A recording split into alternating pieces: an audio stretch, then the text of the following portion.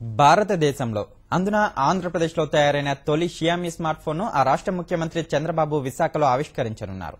ఈ ఏడాది ఆయన చైనాలో పర్యటించినప్పుడు ఇచ్చిన made in Andhra Pradesh make in India పిలుపునకు షియామి స్పందించింది. అనతి కాలంలోనే తన ఉత్పత్తిని రాష్ట్రంలో తయారు చేయించి మన ముందుకు తీసుకువస్తోంది. ఆవిష్కరణ వేదికపై వాణిజ్య వ్యాపార విస్తరణ ప్రణాళికలను షియామి ప్రతినిధులు ప్రకటించనున్నారు. రాష్ట్రంలో తయారైన తొలి మొబైల్ ను ముఖ్యమంత్రి చంద్రబాబు ఆవిష్కరించనున్నారు.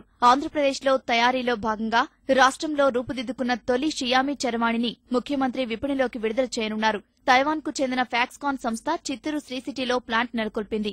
ఈ సంస్థ ప్రపంచవ్యాప్తంగా అగ్రగామి సంస్థలకు చెందిన మొబైల్ ఫోన్లను తయారు చేస్తుంది. ఆయా ఫోన్ల నమూనాలు సంబంధిత దేశాల్లో రూపొందిన కూర్పు అంతా ఫాక్స్కాన్ చేస్తుంది. ప్రస్తుతం శ్రీ సిటీలో తొలి ప్లాంటులో ఉత్పత్తి ప్రారంభించిన ఫాక్స్కాన్ త్వరలోనే ప్లాంట్ విస్తీర్ణం, ఉత్పత్తి సామర్థ్యాన్ని పెంచేందుకు ప్రణాళిక రూపొందించుకుంటోంది. ఫాక్స్కాన్ సంస్థ చైనా స్మార్ట్ ఫోన్ సంస్థ షియామి ఉత్పత్తులను తయారు చేస్తోంది. ప్రపంచంలో స్మార్ట్ ఫోన్ల తయారీలో శాంసంగ్, యాపిల్ తర్వాత షియామి మూడో స్థానంలో ఉంది. గత ఏడాది చైనాలో జరిగిన స్మార్ట్ ఫోన్ల విక్రయాల్లో షియామి ప్రథమ స్థానంలో నిలిచింది. ఆ తర్వాత షియామి ఎంఐగా పేరు మార్చుకుని $46 బిలియన్ విలువకు చేరుకుంది. ఈ ఏడాది ప్రథమార్థంలో ముఖ్యమంత్రి చైనాలో పర్యటించినప్పుడు ఆంధ్రప్రదేశ్ ప్రభుత్వంతో ఒప్పందం కుదుర్చుకుంది.